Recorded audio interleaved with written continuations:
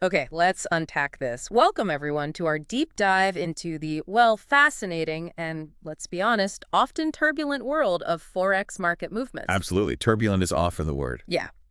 So this week, we're really cutting through the noise. We want to understand the critical events that truly shaped the currency markets, specifically from July 12th through to July 19th, 2025. Right. We've got a detailed breakdown looking at the top market-moving events. We'll cover some surprising facts and hopefully some crucial lessons for your understanding. And what's fascinating here, I think, is that this isn't just about, reading numbers off a spreadsheet. No. It's about connecting the dots. It's figuring out how global economic data, central bank policies, and frankly, the psychology of the market all kind of interact. That interplay, yeah. Exactly. So our mission really is to help you quickly grasp what drove the biggest shifts last week and, maybe more importantly, why they matter.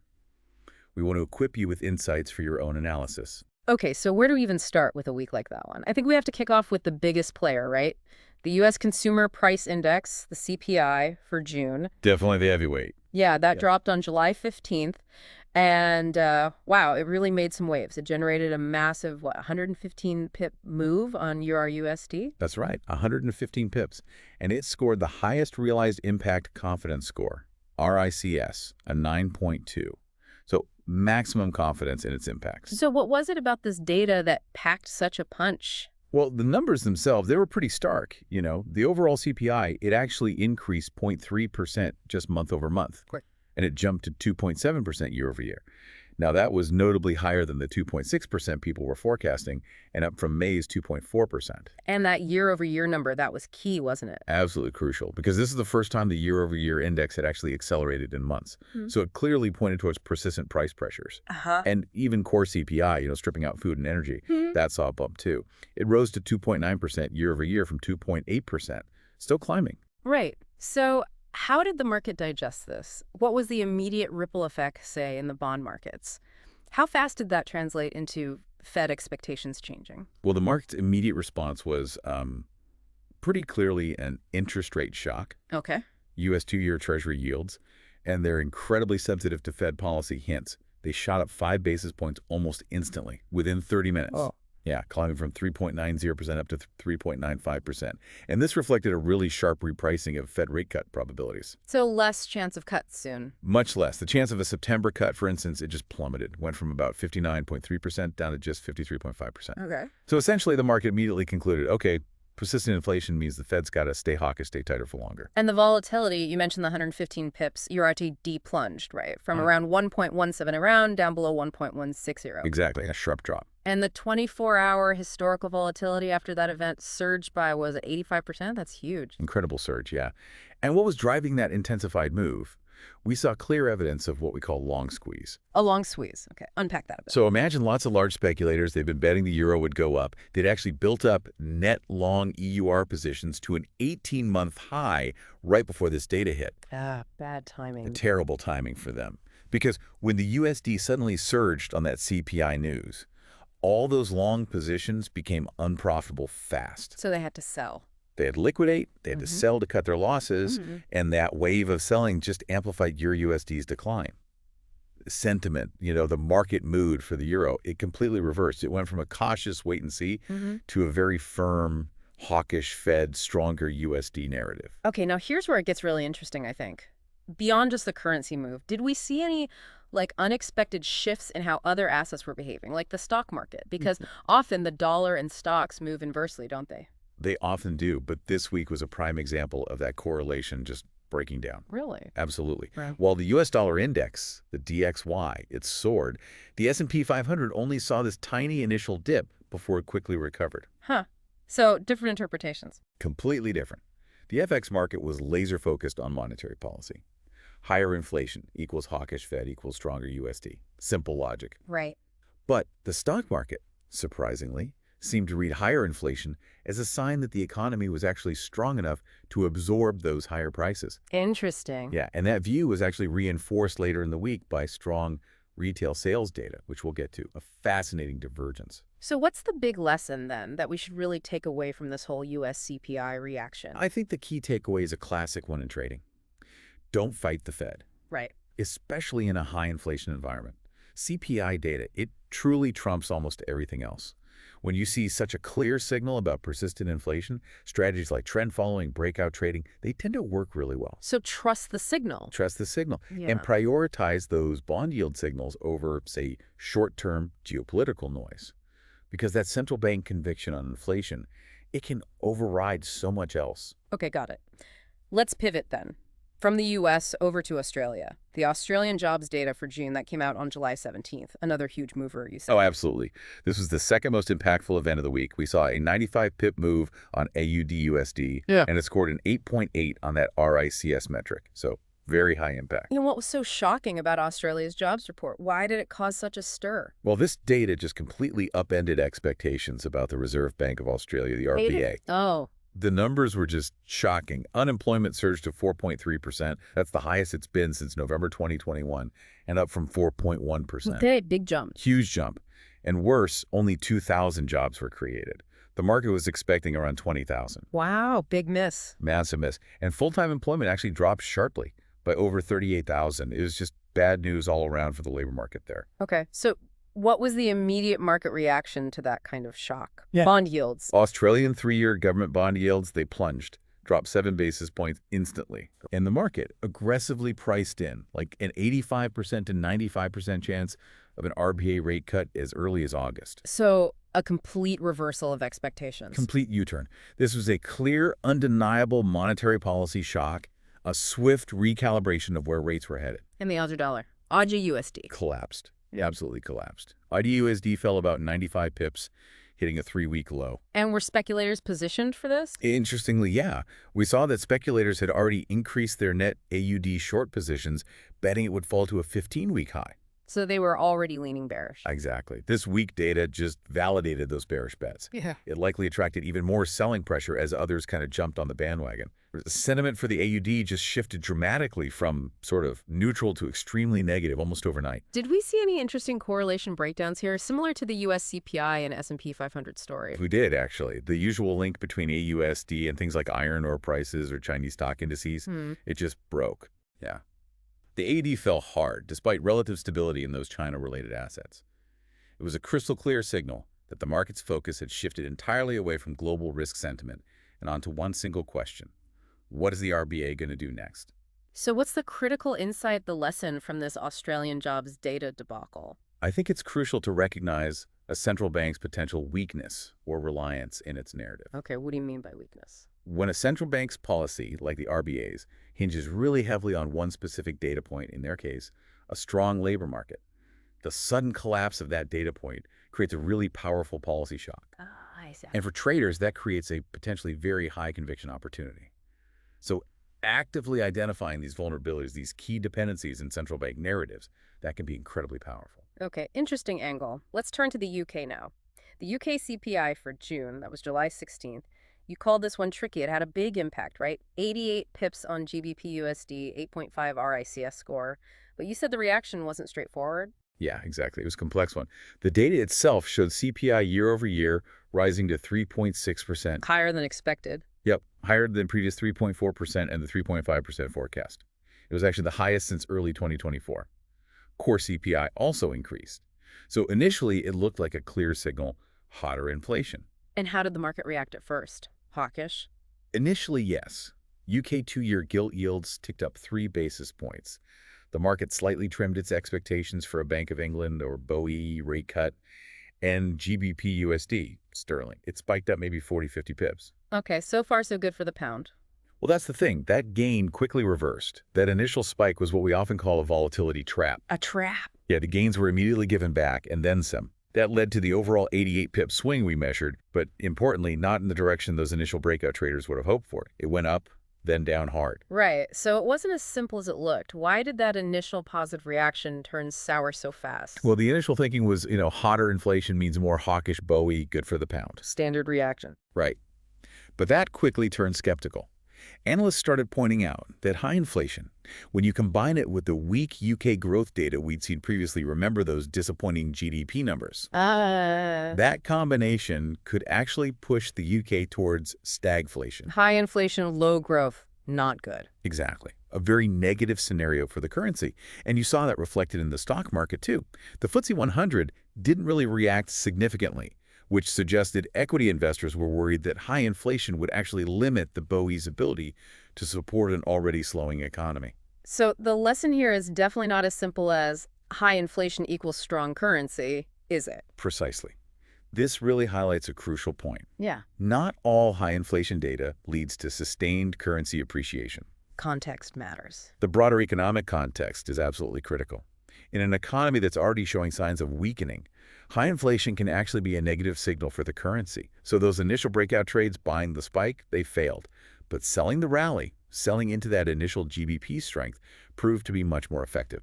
Got it. Context is key. Okay, finally, let's talk about the U.S. retail sales for June. That was July 17th. This one felt more like a confirmation event, didn't it? Cementing that U.S. exceptionalism narrative we touched on. It absolutely did feel like confirmation. We saw a 75 pip move on USD, a solid 7.9 RICS score. And yeah, this data really reinforced the signal from the earlier CPI report. What did the retail sales show? Strong. Very strong. Retail sales surged 0.6% month over month. That smashed the 0.1% forecast. And it was a strong recovery from May's 0.9% decline. Core retail sales also rose a solid 0.5%. Just strong across the board. Okay. And how did this feed back into the Fed expectations and, importantly, the stock market reaction this time? Well, this strong data basically squashed any lingering hopes that maybe the Fed might turn dovish because of consumption concerns. It just reinforced that existing higher interest rate trend. So good for the dollar. Good for the dollar. EUR-USD continued its downtrend, falling another 75 pips. But what's fascinating again is how U.S. stock indices like the S&P 500 and NASDAQ reacted. They loved it. They soared, hitting new records. So equity saw it as purely positive.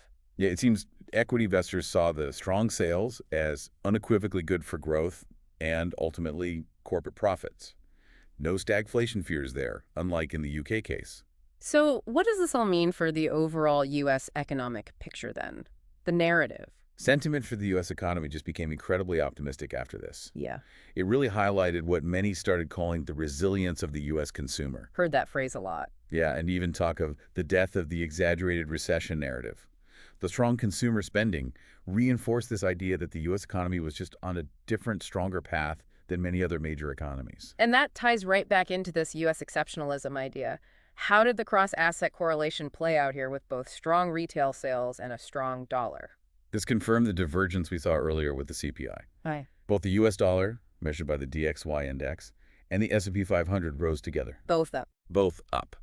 And that's a classic hallmark of this U.S. exceptionalism story, where both the nation's currency and its risk assets benefit from strong domestic performance.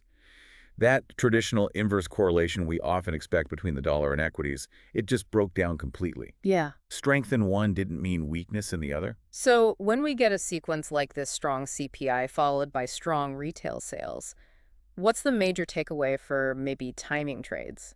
I think a critical insight here is that in a week, with multiple key data points like this, the first major event, like the CPI, often sets the dominant trend. Subsequent events, like these strong retail sales, then act to either confirm or deny that initial trend. So wait for confirmation. Waiting for that confirmation can often provide a safer entry point for a trade. You might sacrifice a tiny bit of potential profit compared to jumping in right after the CPI, but you're potentially trading with higher probability because the trend has been validated. Makes sense. Higher probability trading. Okay, so those were the big four.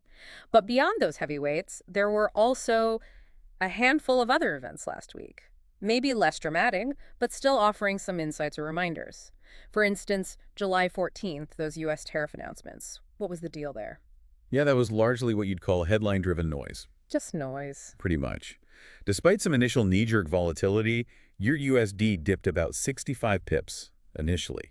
The market quickly faded those moves. It just didn't stick. So the lesson. It highlights that trading purely on geopolitical headlines or threats can be incredibly high risk. The initial move often isn't sustained. So the learning is maybe wait for that initial volatility to settle down, or perhaps just stay out altogether and wait for clearer fundamental catalysts, like a CPI report. Don't chase the headlines. Right. Okay. What about China's Q2 GDP and all that related data on July 15th? We often expect China data to move markets, especially things like the Aussie dollar. Yeah, you often do. But this time it was really a mixed bag of data, and it led to only a very muted, short-term positive reaction for proxy currencies like the AUD. Not much impact then. Not much sustained impact, no.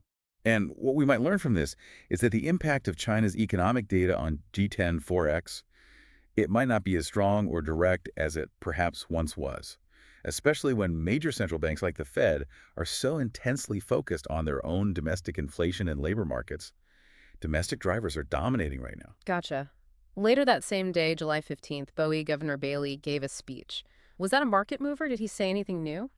Not really, no. It fell into the category of context setting rather than being a market mover. He didn't offer any new policy signals, didn't really deviate from the known script, and consequently, it generated minimal market volatility. So the lesson there is, The crucial distinction is always to try and differentiate between speeches that might actually signal a shift in policy direction versus those that are more academic, or just general discussions reviewing the current situation. Most speeches, frankly, fall into the latter category. okay. Then on July 16th, we also had the U.S. Producer Price Index, the PPI. How did that fit in? The PPI acted more like a secondary data confirmation, or maybe even a slight contradiction, but not a strong one. How so? It actually came in softer than expected, but it only led to a very slight, very temporary weakening of the US dollar. It didn't derail the main trend set by CPI at all. So CPI is king. Absolutely. CPI holds far, far more weight than PPI in the current environment. PPI is best viewed as maybe confirming or slightly weakening an existing trend, but it's very unlikely to reverse it on its own. It's like the supporting actor, definitely not the lead. Right. Okay, two more quick ones. July 18th, University of Michigan Consumer Sentiment for July. Anything noteworthy there? Yeah, the key takeaway from that report was actually a noticeable drop in inflation expectations among consumers. Oh, interesting. Did that move the market? It sort of quietly supported the Fed's patient stance, the idea that inflation expectations are still reasonably anchored. Yeah. But it only had a minor market impact at the time. So the lesson when you're analyzing these sentiment reports is really to focus on the components directly relevant to monetary policy, especially those inflation expectations. That's usually where the actionable insights, if any, are going to lie. Makes sense. And finally, just a quick mention, the State Bank of Vietnam's daily exchange rate management. Relevant for G10 traders. Not really for short-term G10 traders, no. This was really a managed stability story. It's largely a non-event in terms of driving major pairs like EUR-USD or AUD-USD. So the lesson is? Simple. Currencies like the Vietnamese dong, USD-VND, they're tightly managed by the central bank. They aren't really suitable for short-term trading based on global economic news. Their movements are dictated by deliberate domestic policy, not the kind of free-floating reaction we see elsewhere. Okay, understood. So that was a whirlwind tour of the key events. As we wrap up this deep dive into last week's forex market, what are the main overarching takeaways for you, our listener? Well, looking back, the event that caused the largest volatility and had the most sustained impact was, without a doubt, the US CPI. Clearly number one. Yeah, it truly reshaped global interest rate expectations and cemented that US dollar strength narrative for the week. And then, if you're looking for maybe the highest conviction trend trade that emerged, I'd say the AUD-USD move after that disastrous Australian jobs data really stood out. That clear policy divergence it signaled created a very strong directional bias. Right. And conversely, what were some common pitfalls, mistakes traders might have easily made last week? Well, one thing we saw was some traders perhaps overvaluing external factors, like maybe hoping China's GDP would provide a lift, while tragically underestimating the impact of crucial domestic data, like how bad that Australian jobs report really was for the RBA. Just focusing on the wrong thing. Exactly.